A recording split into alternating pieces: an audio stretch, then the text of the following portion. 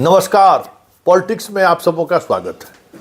और आज हम पॉलिटिक्स में प्रशांत किशोर की उस पॉलिटिक्स की चर्चा करने जा रहे हैं जो पॉलिटिक्स अगर बिहार में सफल हो जाता तो कल आने वाले दिनों में हमारे देश के प्रधानमंत्री अडानी और अंबानी में से कोई एक होते। आपको थोड़ा अटपटा लग रहा होगा, लेकिन प्रशांत किशोर की राजनीति कमोबेश उसी राजनीति का प्लेटफॉर्म था जिसके सहारे वो देश की पूरी पॉलिटिकल कल्चर को ही बदलना चाहते थे। कल प्रेस कॉन्फ्रेंस कर रहे हैं वो, बहुत हिम्मत की बात है। बहुत सारी बातें उन्होंने कही है और राजनीति तक छोड़ने की बात कही। लगातार मीडिया कहीं न कहीं सवालों के सहारे उनको घेरते रही है कि भाई प्रेस कॉन्फ्रेंस नहीं कर रहे हैं, भाग गए हैं। उदय सिंह और एक यहाँ के जो मनोज जी हैं उनसे प्रेस कॉन्फ्रेंस कराया गया।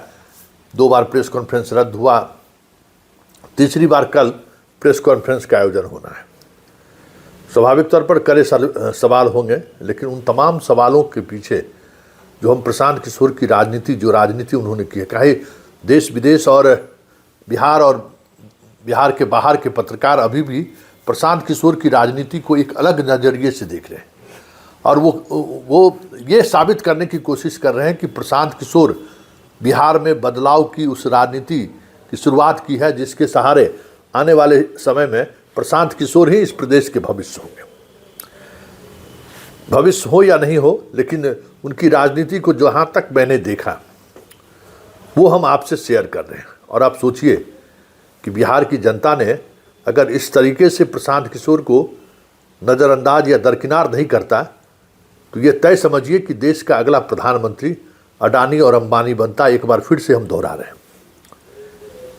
1000 दिन, 500 करोड़ और 500 पेड स्टाफ के सहारे वो लगातार बिहार में बने रहे। अब आप समझ लिए कि एग्जीबिशन रोड में 2 फ्लोर है कि इसमें जो है 2 फ्लोर पे उनका ऑफिस चलता था और पूरे प्रदेश में हर कंस्टिट्यूंसीज में एक आईपैक का स्टाफ, पूरे ज़िले में 10 से 15 स्टाफ, होटल बुक। आज पिछले 3 बरस से वो घूम रहा है।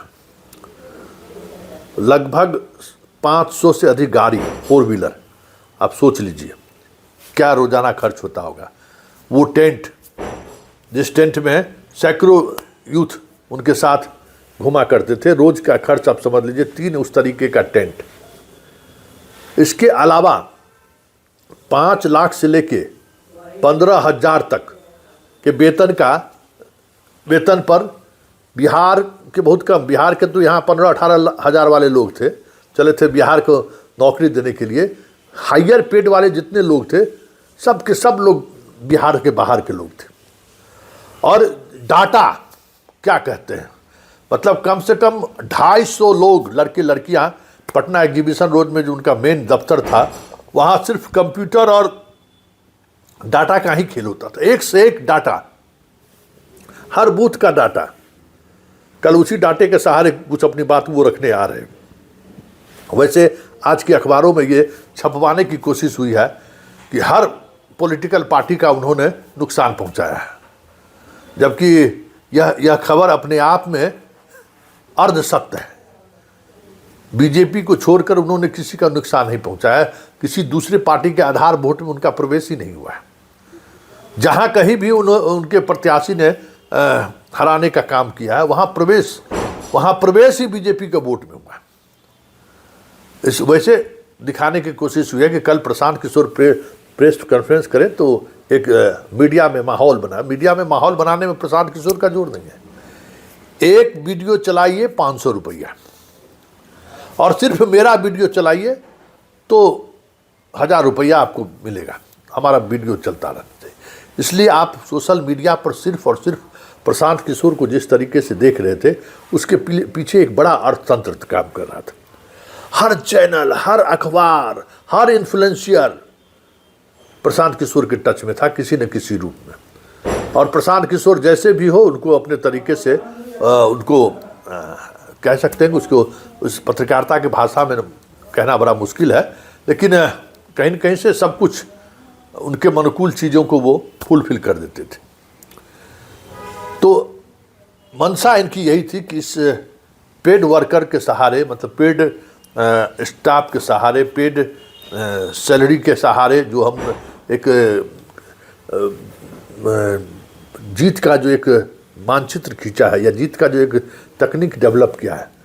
आपको मालूम होगा बिहार के हजारों पंचायत में इन्होंने क्लब खोला, हजारों पंचायत में कैरम बोर्ड से लेके बॉल खेलने के लिए इन्होंने उस क्लब को दिया कि क्लब के सहारे चीज़ों को हम आगे बढ़ाएं। नए लोगों को जोड़ा इन्होंने, युवा को जोड़ा। ऐसा नहीं है, लाखों लाख युवा इनको वोट किया है, लाखों लाख युवा। ये ठीक है, अलग बात है कि वोटिंग परसेंटेज इतना बढ़ गया कि इनके उम्मीदवारों ने 10,000 15,000 वोट लाया भी तो उसका कोई मतलब नहीं रहा। तो अधिकांश 233 उम्मीदवारों का जमानत जब्त हो गया। अब वोटिंग परसेंटेज ही 70+ हो गया तो इनके पास कितना वोट आएगा।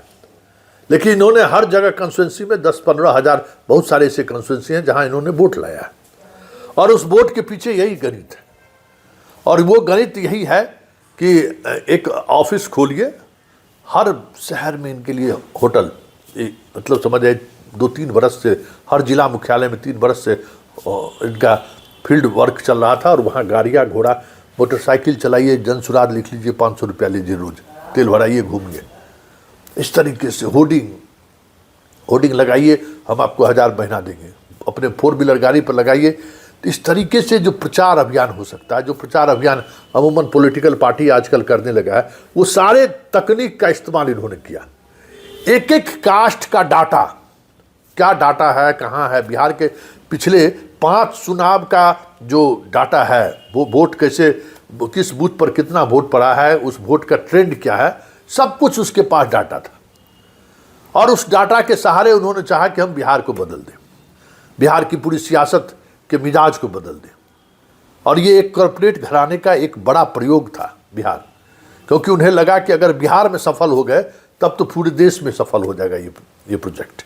ये प्रोजेक्ट के तौर पर कॉर्पोरेट घरानों ने लिया था कि बिहार में पॉलिटिकली लोग कुछ ज़्यादा ही सेंसिटिव हैं, पॉलिटिकली लोगों की कुछ अलग समझदारी है, देखते हैं ज़रा इन्वेस्ट करके कि आउटकम क्या आता है।